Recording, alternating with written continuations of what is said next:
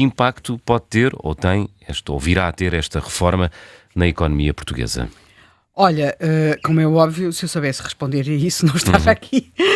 Aliás, penso que será difícil responder. Agora, pode-se, e a isso já se pode responder, é o que o Governo pretende ou espera com estas alterações, sobretudo com aquelas que são mais dirigidas, porque é claro que em 100 alterações há algumas que são absolutamente consensuais, outras que eram esperadas, quer dizer, isso não tem o núcleo que nós temos aqui. Eu estive a ver com algum detalhe o conjunto das medidas e nós podemos dizer que há um conjunto delas que visa até responder a coisas que hoje se colocam e que não se colocavam no passado. Nós temos hoje questões de teletrabalho, temos as questões do trabalho nas plataformas digitais e, portanto, há uma grande necessidade de intervenção, não é? E até uma obrigação, não é? Pois, sem dúvida. Decorre de uma diretiva europeia também. Pois, e em relação a algumas coisas, em relação a outras não. Mas sim, quer dizer, faz parte, estamos aí, creio que temos isso. Depois, nós tivemos nas anteriores legislações, elas eram muito alterações à legislação laboral, eram muito focadas na questão do despedimento. Porque, por razões históricas, Portugal praticamente impedia o despedimento, isto recuando bastante, e depois passámos para a fase que ainda hoje se mantém em traços disso, em que é a questão do despedimento coletivo, não é? Foi por aí que se foi. Ironicamente, o despedimento, a possibilidade de despedimento coletivo, isto vai surgir já com a reforma de Cavaco Silva, sendo que, e foi claramente uma alteração muitíssimo contestada pelo Partido Comunista Português, que à época tinha outra força que não tem hoje, e depois, tanto quanto se sabe, os primeiros trabalhadores a serem despedidos coletivamente em Portugal eram de um jornal afeto ao Partido Comunista Português, que era o jornal O Diário. Mas sim, estamos a falar nos anos 80, mas mesmo nas alterações posteriores havia um grande foco nas questões do despedimento. Aqui, nesta reforma laboral, nota-se que a maior parte, ou um núcleo de alterações mais substanciais, até pode dizer-se com maior polémica, estão na área da contratação. Ou seja, deslocou-se da área do despedimento, que eram as anteriores reformas, tinham muitas vezes o seu foco até mais confrontacional, do ponto de vista político, e passou para a área das contratações. Depois temos aqui, e antes de irmos aqui à parte das contratações, eu creio que há aqui 2 ou 3 pontos que depois fazem parte daquele leque de questões que têm passado de uns governos para os outros. Nós, por exemplo, temos a questão do banco de horas individual. O banco de horas individual já existiu. Depois, e durante o governo Passos Coelho, depois acontece quando António Costa se torna primeiro-ministro e até contra a posição de algumas pessoas que tinham tido responsabilidades em governos do Partido Socialista, estou a pensar, por exemplo, em Campos e Cunha, ele acaba com o banco de horas individual. É importante ter em conta o seguinte: o banco de horas individual só é possível por acordo do trabalhador, ou seja, não pode ser imposto. O banco de horas individual foi daquelas medidas que depois faz parte das reversões de António Costa, está aqui novamente, é mais, talvez uma questão mais simbólica, porque quando se fala em privado com algumas pessoas até com pessoas que estão no campo socialista, vê-se que consideram que António Costa não devia ter acabado com o banco de horas individual, sempre com acordo do trabalhador, e depois pode ser discutido qual é que é o limite de horas anuais que podem ir para o banco de horas, porque, como é óbvio, a pessoa agora não pode ter as suas horas em banco de horas. Nós aqui neste momento estamos a falar 150. Por ano. 50 semanais. Que poderá ir até a um limite semanal de 50 horas. Agora poderemos ver se poderão ser, isto são coisas que depois poderão ser discutidas, se essas semanas poderão ser consecutivas, se não poderão ser consecutivas, haverá aí campo. Agora, em relação a esta questão do banco de horas, ele quando funcionou, e existe, quer dizer, a parte das empresas privadas têm, quer dizer, informalmente existe banco de horas, como é óbvio, não é? Portanto, não estou a falar de grandes empresas, médias empresas, mas o banco de horas existe de forma informal, muitas vezes no setor privado. Chama-se dar horas à casa. Não, porque exatamente. Essa é a crítica que é feita pelos sindicatos. É que muitas vezes se transforma numa forma de, enfim... Não, é porque se tu tens um banco de horas, não dás as horas à casa. O que acontece, muitas vezes, é que como as coisas não estão consagradas em forma legal e o banco de horas não existe, na prática dás as horas. Pois, tu é que falaste informalmente. Se o banco de horas existir... Eu tenho aqui 150 horas, não é? Muitas vezes tem de se perceber, e aqui nós temos realidades, é como a fiscalidade, não é? Quando se chega a determinadas zonas do país, a economia funciona, mas é toda sem fatura, não é? E, portanto, a informalidade, ou seja, o não querer legislar em determinadas áreas, nas quais existe uma determinada pressão, leva a isso que tu disseste. Muitas vezes a alternativa à não existência do banco de horas, não estou a dizer que seja isto que acontece, porque também pode dizer a pessoa eu fiz 2, 3 horas, mas a existência formal do mecanismo poderá acabar muitas vezes com esse do dar horas à casa, seja a casa ela qual for. Portanto, depois temos aqui uma questão que é muito, muito polémica para os sindicatos e que vem até politicamente das legislativas, mas aí, nesta parte específica, eu penso que este é um dos pontos em que o Governo conta com o apoio da população, que é o alargamento dos serviços mínimos. Os serviços mínimos foram definidos num determinado tempo, está muito focado nas questões dos transportes, pode até haver definição de serviços mínimos completamente diferente. No Porto o metro está com serviços mínimos, em Lisboa não há serviços mínimos. Só que neste momento nós consumimos, ou somos utentes, o termo correto é utentes, de outro tipo de serviço onde se impõem serviços mínimos. E aqui, basicamente, estamos a falar, por exemplo, dos lares. Os lares idosos, temos também algumas coisas relacionadas com as escolas. Estás a falar dos serviços mínimos durante o período da greve. Durante o período da greve. E, portanto, como é óbvio, os serviços mínimos, quando nós chegamos aos hospitais, temos de perceber que o próprio conceito de serviço mínimo para determinados tratamentos tem de ser atualizado em função desses tratamentos, não é? Antes de haver hemodiálise, não faria sentido estar a incluir a hemodiálise nos serviços mínimos, por exemplo, não é? Mas tem de ser adequado. E hoje em dia, nesta parte, aliás, está a sair, chama-se estas coisas sondagens, mas estamos a falar de barómetros, não é? Em barómetros, inquéritos, mas com o devido cuidado em relação à pouca representatividade destes inquéritos, a verdade é que um dos pontos é que as pessoas as famílias estão a pedir o alargamento dos serviços mínimos a outros setores, nomeadamente a lares e escolas, portanto, porque acaba por ser muito complicado o impacto que tem no cotidiano, embora aí eu até possa dizer que muito mais do que numa greve geral é, por exemplo, naquelas greves que são... Pensemos, no caso dos transportes, e por aí, em que são vários dias ou várias semanas com perturbações de funcionamento. Depois temos e é importante também fazer esta ressalva. Nós não estamos a falar de uma proposta fechada, ela está em negociação. E ao longo desta negociação já houve coisas que caíram, na minha opinião, muito bem.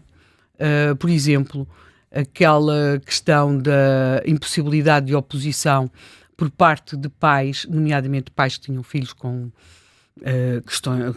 Portadores de deficiência. Sim, e com questões, até às vezes não é deficiência, questões diagnosticadas, por assim dizer, em relação a determinado tipo de horários ou de trabalho em determinados dias. São basicamente as pessoas que precisam... que para cuidarem daquelas crianças precisam de apoio de escolas e instituições e, portanto, para eles têm de trabalhar ao fim de semana, não é que tenham, penso eu, nada contra trabalhar ao fim de semana, o problema deles é mesmo que não têm, porque são pessoas que vivem sobrecarregadíssimas. Portanto, essa parte já caiu. E bem, depois temos aqui uma outra parte que penso que é interessante, e que é o que é que aparece nas novas medidas em relação aos pais e às mães.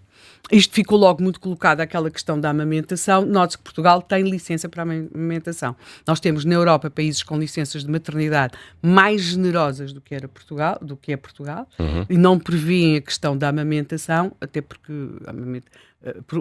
pode dizer-se, por uma questão de saúde pública, Portugal optou por promover a amamentação. Pode-se considerar bem, pode-se considerar mal, mas enfim.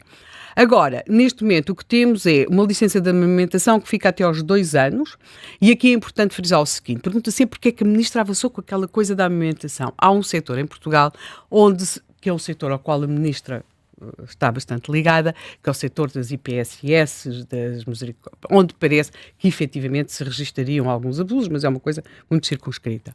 Agora, a amamentação ficará até aos 2 anos. Eu pessoalmente, mas não é uma coisa, seria mais favorável a uma licença de amamentação, uma licença de maternidade mais generosa do que propriamente estarmos aqui agora com a questão das 2 horas de amamentação. E porquê?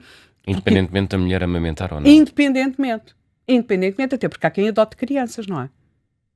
Sim. Por exemplo, não é? E há quem não dê de mamar, porque não pode, porque não quer, por várias outras razões, não é?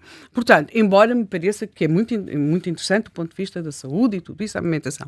Mas aquilo que temos neste momento é uma tentativa, e isso eu acho que é francamente positivo, que é de favorecer, através do prolongamento da licença de maternidade e paternidade, a partilha dos dias entre pais e mães. Porque uma das coisas que se penaliza muito as mulheres no mercado de trabalho é a questão das licenças. E, portanto, aqui o prolongamento está, e a retribuição está condicionado a que se faça essa partilha.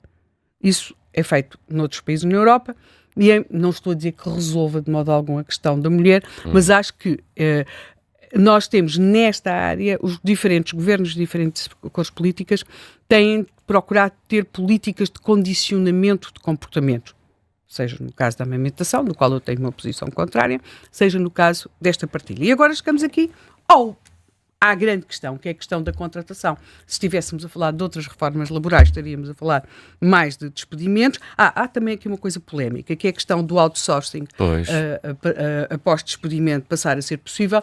Não discutiríamos isto nos anos 80, nem nos anos 90 do século passado, mas hoje em dia, com a economia que temos, com o tipo de empresas que temos, com o tipo de economia que temos, eu penso que a ideia do governo é que isto possa, de alguma forma, ajudar. Aquilo que procurei saber, sim, por parte das empresas parece ser interessante. E depois temos aqui a questão da contratação, que é o grande núcleo. E isso pode levar a uma perspectiva. Nós geralmente vemos estas coisas direita-esquerda, mas aquilo que nós temos visto muito nas últimas eleições é uma outra fratura na sociedade, que é uma fratura etária. Nós temos uma legislação, seja no arrendamento, na segurança social e laboral, que protege muito quem está dentro do sistema e dificulta ou torna em condições gravosas a entrada no sistema dos mais jovens. E daí que, ao que parece, mas ainda também com a ressalva de que estes barómetros são muito parcelares, muito pequeninos, são amostras mínimas, os jovens têm uma perspectiva diferente face a esta greve daquela que têm os mais velhos. Ou seja, os mais velhos veem-na como uma possível perda de direito e são mais favoráveis, ao contrário dos mais jovens. E eu creio que aí chegamos a uma questão e que é Luís Montenegro não só, porventura, acredita que esta reforma pode fazer mexer o ponteiro na economia. No passado, por exemplo, Helena Garrido defende que a reforma de 2012-2013 fez mexer o ponteiro, mas aí estávamos sobretudo a falar de despedimentos. Pode parecer uma coisa mais enfim, mais duro, dito assim, mas não, para lá desta questão, nós podemos estar a assistir a um outro fenómeno político e que se coloca às centrais sindicais e também ao Partido Socialista. O Partido Socialista tem o seu eleitorado muito envelhecido e, portanto, e as centrais sindicais de Portugal têm baixíssimas taxas de sindicalização, que é ver quem é que vai conseguir ganhar os jovens. Portanto, também temos essa outra fratura. Não é apenas... Mas achas que esta revisão da lei laboral vai... Segundo as empresas, facilita a contratação. Facilita a contratação? Facilita a contratação, porque como prolongas os prazos... E em condições que são... Como facilita a contratação, é a mesma coisa que no arrendamento, não é? Como facilita a contratação, é visto como mais favorável. Portanto, é exatamente porque é que os despedimentos podem ter feito mexer o ponteiro e passar a haver mais emprego. Muitas vezes aquilo que acontece na legislação laboral é contraintuitivo. Ou seja, tudo funcionaria se só existissem aqueles trabalhadores, aquelas empresas e aqueles produtos. E nós estivéssemos fechados, mas como estamos em mercados abertos, não é?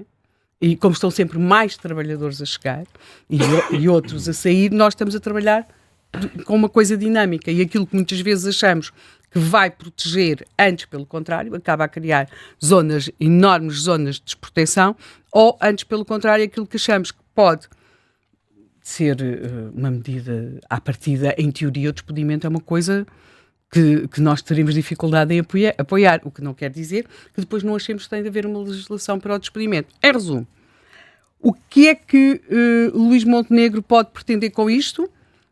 Sem dúvida que o ponteiro na economia mexa, não é? Mas isso é o que procuremos saber neste contracorrente, até porque nós temos uma outra questão, estamos realmente a Economist pôs-nos lá em cima, mas como sempre estão lá as fragilidades todas, não é? A grande dependência de turismo, a produtividade não sobe, portanto estamos lá com aquelas fragilidades todas. Se as pessoas, em vez de quererem vir aqui fazer férias aqui, resolverem fazer férias para o outro lado, ficamos cá na tristeza do costume. E, portanto, temos esse problema. E eu acho que politicamente temos aqui também a tradicional divisão esquerda-direita, com a UGT a acompanhar a CGTP e a procurar recuperar o protagonismo que perdeu e os dias difíceis que viveu a UGT durante a geringonça, que foi muito maltratada, muito menosprezada, a procurar arranjar um espaço, mas também esta questão, que é quem é que vai conseguir ganhar os mais novos. Eu penso que Luís Montenegro aposta por aí. Pelo contrário, José Luís Carneiro está a apostar em conseguir cavalgar esta contestação, que também chega ao eleitorado PSD. Nota a grande preocupação por parte da UGT em explicar, sendo, é claro, que um sindicato afeta aos socialistas, tem os TSDs, não é? Os trabalhadores sociais-democratas, portanto, e sabe-se que o risco de se chegar sem um acordo é que isto tudo seja decidido no Parlamento, e ao ser decidido no Parlamento podemos ter uma reforma laboral que é aprovada pela AD, que é aprovada pela Iniciativa Liberal, e em que o Chega, que também quis criar uma central sindical e que, como sabemos, tem posições que muitas vezes não se distinguem das da CGTP em muitas destas matérias, vamos ver o que é que vai resultar de tudo isto.